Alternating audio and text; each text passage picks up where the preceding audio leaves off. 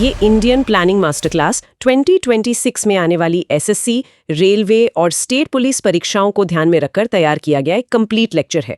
ये पूरा लेक्चर नए एग्जाम पैटर्न और पिछले वर्षों के प्रश्नों के विश्लेषण के आधार पर बनाया गया है। आज हम भारत की पंचवर्षीय योजनाएं और नीति आयोग को स्लाइड बाय स्लाइड समझेंगे ताकि परीक्षा में इस टॉपिक से कोई भी प्रश्न बाहर न जाए। यदि आप इस पूरे वीडियो को ध्यान से देख लेते हैं तो मैं विश्वास दिलाता हूं कि इस टॉपिक से कोई भी प्रश्न बाहर नहीं जाएगा।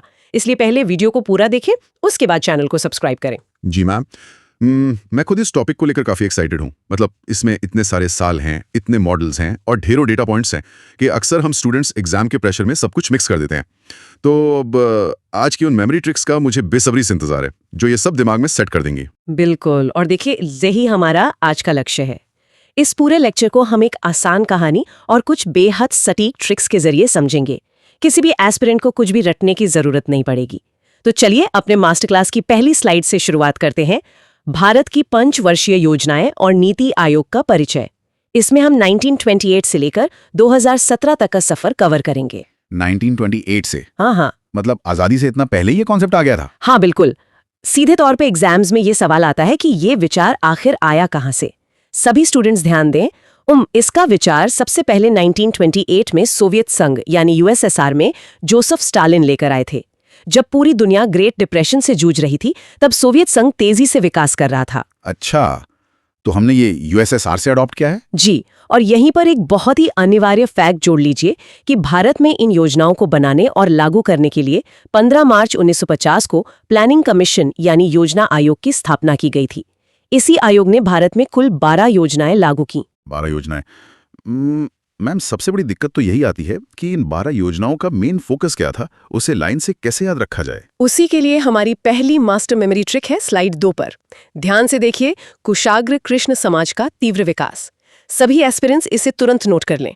यह है एक लाइन से 12 तक की योजनाओं के मुख्य फोकस को क्रम से दर्शाती है। कुशाग्र कृष्ण समाज का तीव्र विकास सुनने में थोड़ा लंबा लग रहा है मैम। लंबा है, लेकिन इसे डिकोड करते ही सब आसान हो जाएगा। 1 का मतलब के यानी कृषि, 2 का मतलब यू यानी उद्योग, 3 का मतलब एस यानी स्वावलंबन, 4 का मतलब ए से आत्मनिर्भर, 5 का मतलब जी यानी गरीबी, 6 का मतलब आर से रोजगार। अच्छा, मतलब कुशाग्र के हर लेटर से एक योजना बन रही है। बिल्कुल।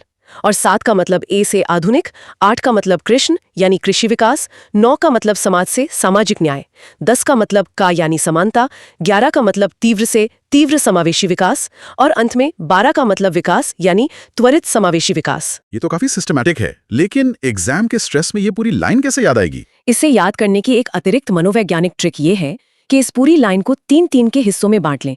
इंसानी दिमाग छोटे हिस्सों को जल्दी पकड़ता है। जैसे पहले याद करें KUS, फिर याद करें AGR। KUS और AGR। हाँ, और फिर एक कृष्ण समाज एक साथ, और आखिर में का तीव्र विकास। इस तरह टुकड़ों में ये ट्रिक हमेशा के लिए दिमाग में छप जाएगी। ये बहुत ही प्रैक्टिकल अप्रोच है। उद्देश्य तो याद हो गए, लेकिन मैम इन 12 योजनाओं के साल कैसे याद रखें? बीच में तो कई योजनाएं रुक भी गई थी ना? एकदम सही सवाल है। वर्षों का क्रम याद करने के लिए स्लाइड 3 पर हमारी दूसरी रामबाण ट्रिक है। 1 2 3, फिर छुट्टी, फिर 4 5, फिर रोलिंग, फिर 6 7, फिर छुट्टी और अंत में 8 से 12। 1 2 3 छुट्टी, 4 5 रोलिंग, 6 7 छुट्टी, 8 से 12। अच्छा मैम, ये छुट्टी का मतलब योजना का न होना है ना? एकदम सही पकड़ा आपने। छुट्टी का मतलब है प्लान हॉलिडे। देखिए, 1 2 3 का अर्थ है कि पहली 3 योजनाएं 1951 से लगातार 5-5 साल चली। उसके बाद आई छुट्टी जो 1966 से 1969 तक 3 साल का ब्रेक था। अच्छा, और फिर 4 5 मतलब चौथी और 5वीं योजना? हाँ, इसके बाद रोलिंग, जिसका मतलब है रोलिंग प्लान, जो 1978 से 1980 तक चला। फिर 6 7 यानी छठी और 7वीं योजना। उसके बाद फिर से छुट्टी, जो 1990 से 1992 तक का 2 साल का ब्रेक था BOP क्राइसिस की वजह से। और अंत में 8 से 12 तक सब लगातार बिना किसी रुकावट के चली। अब ये पूरा टाइमलाइन दिमाग में बैठ गया है। तो मैम पहली योजना से शुरू करते हैं। चलिए स्लाइड 4 देखते हैं। पहली पंचवर्षीय योजना 1951 से 56 तक चली। ये हेरोड डोमा मॉडल पर आधारित थी। इसका ड्राफ्ट मशहूर अर्थशास्त्री KN राज ने तैयार किया था। इसका लक्ष्य था 2.1% विकास दर, लेकिन प्राप्ति हुई 3.6%, यानी ये बहुत सफल रही। इसका फोकस तो आपने कुशाग्र के किसी कृषि बताया था, लेकिन आजादी के बाद तो देश में उद्योगों की भी कमी थी। फिर सिर्फ कृषि पर ही इतना जोर क्यों? यही वो बिंदु है जहां कॉन्सेप्ट क्लियर होता है। सभी एस्पिरेंट्स यहाँ एक बहुत ही अनिवार्य फैक्ट नोट कर लें कि पहली योजना में कृषि पर इतना भारी फोकस इसलिए किया गया था क्योंकि विभाजन के कारण उपजाऊ जमीन का बड़ा हिस्सा पाकिस्तान चला गया था। देश में भयंकर खाद्य संकट पैदा हो गया था। ओह, मतलब पहले जनता का पेट भरना जरूरी था। बिल्कुल। इसी योजना के तहत सिंचाई के लिए बड़े बांध बने, भाखड़ा नांगल, हीराकुंड और दामोदर घाटी। तत्कालीन प्रधानमंत्री नेहरू जी ने इन विशाल बांधों को आधुनिक भारत के मंदिर कहा था। साथ ही 1952 में यूएसए के सहयोग से सामुदायिक विकास कार्यक्रम शुरू हुआ और 5 आईआईटी भी बने। पहली योजना ने तो एकदम बेसिक बुनियाद मजबूत कर दी। फिर दूसरी योजना में क्या हुआ? दूसरी योजना 1956 से 61 तक पीसी महालनोबिस मॉडल पर आधारित थी।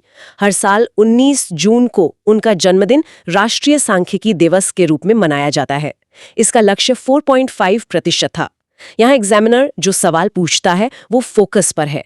एक और अनिवार्य फैक्ट याद रखें, महालनोबिस मॉडल ने भारी उद्योग यानी हैवी इंडस्ट्रीज के विकास पर सबसे ज्यादा जोर दिया था। भारी उद्योग मतलब मशीनें बनाने वाली फैक्ट्रियां लगाना ताकि हम विदेशों पर डिपेंडेंट ना रहें। एकदम सटीक।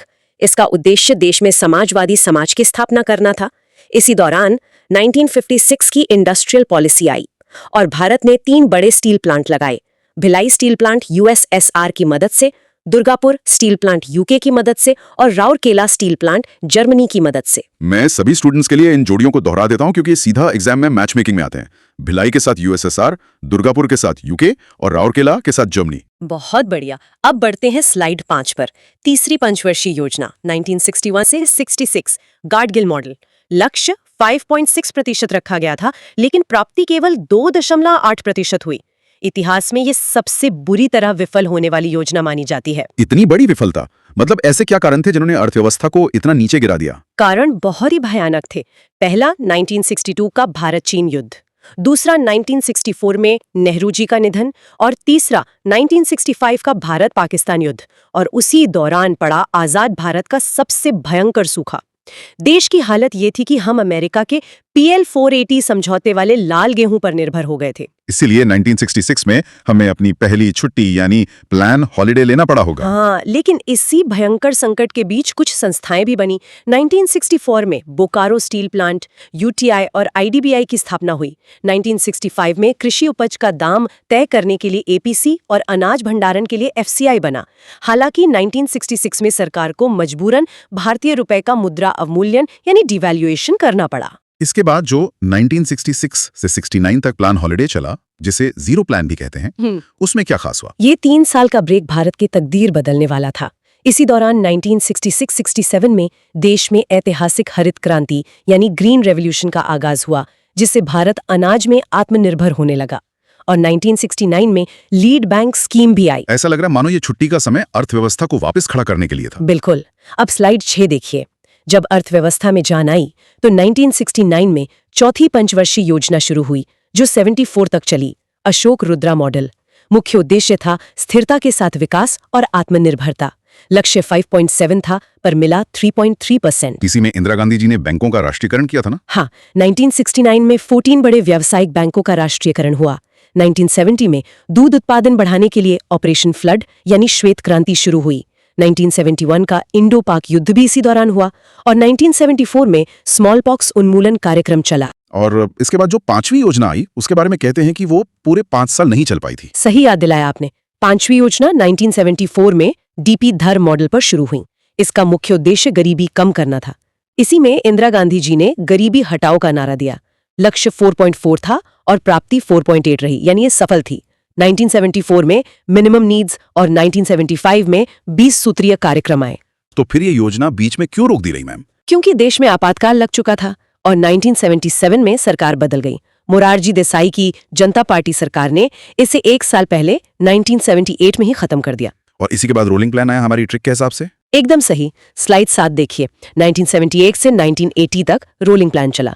ये कॉन्सेप्ट अर्थशास्त्री गुन्नार मेडल ने अपनी पुस्तक एशियन ड्रामा में दिया था और भारत में इसे प्रोफेसर लकड़ावाला ने लागू किया। अच्छा, एशियन ड्रामा, गुन्नार मेडल। फिर 1980 में सरकार बदलने पर छठी योजना आई होगी? हाँ, छठी योजना 1980 से 85 तक चली। गरीबी और रोजगार पर फोकस था। लक्ष्य 5.2 था और 5.7% की शानदार वृद्धि हासिल की। इसमें 1980 में 6 और बैंकों का राष्ट्रीयकरण हुआ। मतलब टोटल 20 बैंक हो गए, 14 पहले और 6 अब। बिल्कुल। और परीक्षा के लिहाज से सबसे महत्वपूर्ण फैक्ट, 1 जनवरी 1982 को एग्जिम बैंक और 12 जुलाई 1982 को नाबार्ड की स्थापना हुई। नाबार्ड 12 जुलाई 1982। एस्पिरेंट्स को ये डेट तो अपनी उंगलियों पर याद होनी चाहिए। बहुत बार पूछा जाता है ये। अब स्लाइड 8 पर आते हैं। 7वीं योजना 1985 से 90, John Miller model. PM Rajiv Gandhi, लक्ष्य 5% था, प्राप्ति 6% हुई। 1985 में इंदिरा आवास योजना आई और 1988 में सेबी व एनएचबी की स्थापना हुई। और 1989 में जवाहर रोजगार योजना भी। लेकिन मैम 1990 में तो हमारी ट्रिक वाली दूसरी छुट्टी का टाइम आ गया। इस बार क्या हुआ था? इस बार भारत के सामने आजादी के बाद का सबसे बड़ा आर्थिक संकट खड़ा हो गया। बीओपी यानी बैलेंस ऑफ पेमेंट क्राइसिस। हमारा विदेशी मुद्रा भंडार खत्म हो गया था। इसलिए 1990 से 92 तक योजना रोककर एनुअल प्लान्स चलाए गए। इस दलदल से बाहर निकलने के लिए क्या किया गया फिर? पीवी नरसिम्हा राव और डॉक्टर मनमोहन सिंह ने 24 जुलाई 1991 को न्यू इकोनॉमिक पॉलिसी की घोषणा की। स्टूडेंट्स इस अनिवार्य फैक्ट को ध्यान रखें कि 1991 में ही भारत में ऐतिहासिक एलपीजी रिफॉर्म्स शुरू हुए थे। काफी स्टूडेंट्स एलपीजी को गैस सिलेंडर वाला एलपीजी समझ लेते हैं। इसका इकोनॉमी में क्या मतलब है? इकोनॉमी में एलपीजी का मतलब है लिबरलाइजेशन, प्राइवेटाइजेशन और ग्लोबलाइजेशन। यानी भारत ने अपनी अर्थव्यवस्था दुनिया के लिए खोल दी, लाइसेंस राज खत्म किया। इसके बाद 1992 में 8वीं योजना शुरू हुई जो 97 तक चली। 8वीं योजना जो स्लाइड 9 पर है, इसका क्या फोकस था? ये इनपुट आउटपुट मॉडल पर थी। लक्ष्य 5.6 और प्राप्ति 6%। इंफ्रास्ट्रक्चर पर जोर था। 1993 में पीएमआरवाई और सबसे अहम 1995 में मिड डे मील योजना शुरू हुई। मिड डे मील तो बहुत बड़ी पहल थी। इसके बाद 9वीं और 10वीं योजना के क्या हाइलाइट्स रहे? 9वीं योजना 1997 से 2002 पीएम अटल बिहारी वाजपेयी जी के समय चली। 1998 में किसान क्रेडिट कार्ड यानी केसीसी और 2001 में सर्व शिक्षा अभियान शुरू हुआ। फिर आई 10वीं योजना 2002 से 7। इसमें 11 इंडिकेटर्स थे।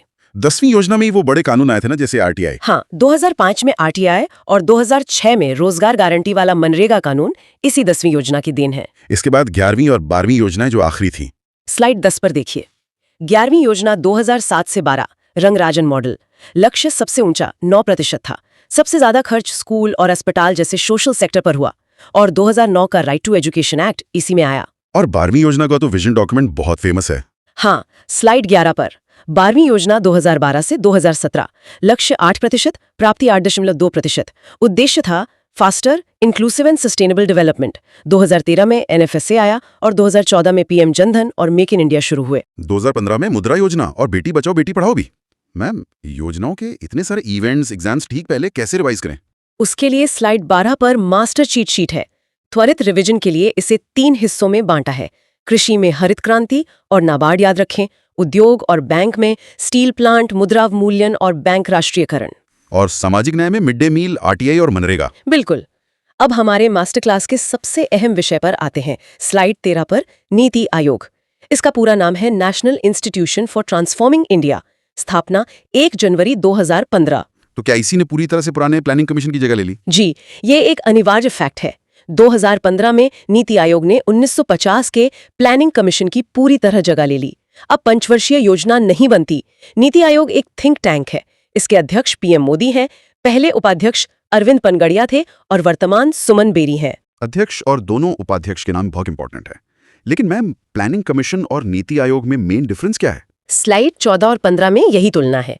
1950 का प्लानिंग कमीशन फंड बांटता था। वो सेंट्रलाइज था, यानी टॉप डाउन अप्रोच। दिल्ली में बैठकर गांव के लिए योजना बनती थी। और नीति आयोग कैसे अलग है? 2015 का नीति आयोग फंड नहीं बांटता, सिर्फ सलाह देता है। इसका फोकस कॉपरेटिव फेडरलिज्म यानी सहकारी संघवाद पर है। ये बॉटम अप अप्रोच है। इसमें हर राज्य के मुख्यमंत्री राय देते हैं। इसके प्रमुख प्रोग्राम हैं अटल इनोवेशन मिशन और एस्पिरेशनल डिस्ट्रिक्ट प्रोग्राम। एग्जाम के नजरिए से नीति आयोग से किस तरह के प्रश्न आ सकते हैं? स्लाइड 16 और 17 पर देखिए टॉप 5 प्रश्न। पहला, स्थापना 1 जनवरी 2015। दूसरा, full form national institution for transforming India. तीसरा, अध्यक्ष पीएम। चौथा, किसकी जगह आया? प्लानिंग कमीशन की। पांचवां, पहले उपाध्यक्ष अरविंद पनगड़िया। इसे याद करने की भी क्या कोई शॉर्ट ट्रिक है मैम? बिल्कुल, हमारी आखिरी ट्रिक है 2015 मोदी नीति। बस इतना याद रखें। स्लाइड 17 के माइंड मैप से पूरा सफर क्लियर हो जाएगा। आज के इस मास्टर क्लास में एक एक कॉन्सेप्ट, एक एक वर्ष और उनके पीछे की कहानी बहुत ही स्पष्ट हो गई है। तो सभी स्टूडेंट्स, अब हम आज के टॉपिक का निष्कर्ष निकालते हैं। हमने देखा कि कैसे देश स्टालिन के 1928 के विचार से शुरू होकर 2015 के नीति आयोग के बॉटम अप अप्रोच तक पहुंचा। अपनी ट्रिक्स को एक बार तेजी से दोहरा ले।